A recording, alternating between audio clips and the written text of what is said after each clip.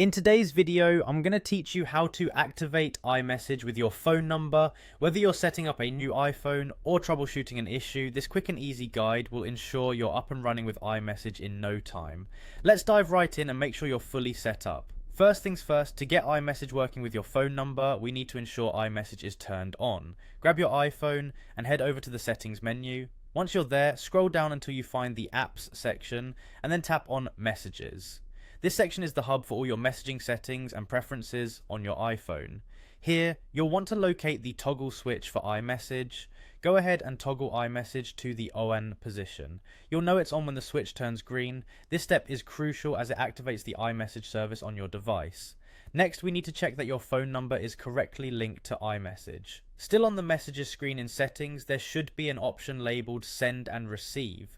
Tap on this to open a new screen which lists the phone numbers and email addresses that are associated with iMessage on your iPhone.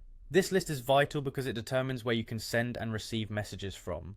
Within the "You can be reached by iMessage at" section, you'll see your phone number along with possibly some email addresses. It's important to ensure that your phone number is listed here and is checked. If you don't see your phone number, there's no need to worry. You can easily add it by tapping on add another email or phone number. Choose phone number and follow the prompts to add it. This ensures all incoming and outgoing iMessage communications are streamlined through your designated number. As an additional tip, after these settings are adjusted, it may be helpful to restart your iPhone. This can resolve any minor connectivity issues that could prevent your changes from taking immediate effect. And there you have it. By following these steps, you've successfully activated iMessage with your phone number. You can now enjoy messaging your family and friends using iMessage's robust features like sending photos, stickers, and even engaging in group chats, all with the confidence that your messages will reach their destination via your preferred phone number.